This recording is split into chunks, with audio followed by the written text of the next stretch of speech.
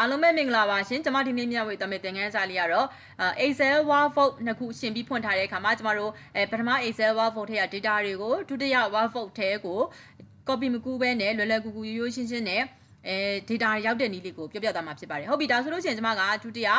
လိုချင်တဲ့ workbook မှာ click တစ်ချက်ချလိုက်မယ်ချပြီးတာနဲ့ညီမြချင်းထိုးလိုက်မယ်ချင်းညီမြချင်းဆိုပြီးတော့သူ့ရဲ့data ရှိတဲ့ center name ဆိုတဲ့ပထမဆုံးကွက်လေးကိုသွားပြီး select မှတ်ပေးလိုက်ရုံပါပဲရှင်ဒါဆိုရင် select မှတ်လိုက်တာနဲ့သူကဘယ် file နဲ့ကလာပါတယ် exercise ဘယ်လောက်ပါဆိုပြီးသူကဖော်ပြပေးပါတယ်ဒါဆိုရင်ကျွန်မကဒီမှာ A1 မှာ lot ရှိနေတယ်เนาะ lot ချထားတယ်ပေါ့A ရှိမှလည်း dollar sign ရှိနေတယ်1ရှိမှလည်း dollar sign လေးရှိနေတယ်ဒါဆိုရင်အဲ့ဒီ dollar sign လေးတွေကိုကျွန်မက back space နဲ့တစ်ချက်လေးဖြတ်ပေးရမယ်ရှင်နှစ်ခုလုံးကို A ရှိမှလည်း dollar sign ဖြတ်မယ်1ရှိမှလည်း dollar sign ဖြတ်မယ် enter ခောက်လိုက်မယ်ရှင်ဒါဆိုရင် center name ဆိုတဲ့ဟာလေးရောက်လာတဲ့ခါမှာကျမတို့ဘေးဘက်ကို auto fill နဲ့ဆွဲသွားမှာဖြစ်ပါတယ် column et ရှိတယ်ပေါ့နော်ဟုတ်ပြီရောက်သွားပြီဆိုတော့ကျမတို့ဒီ town ကနေပြီးတော့အောက်ကို auto fill လေးသူ့ရဲ့ data ရှိသလောက်ပေါ့နော်သူက row number 6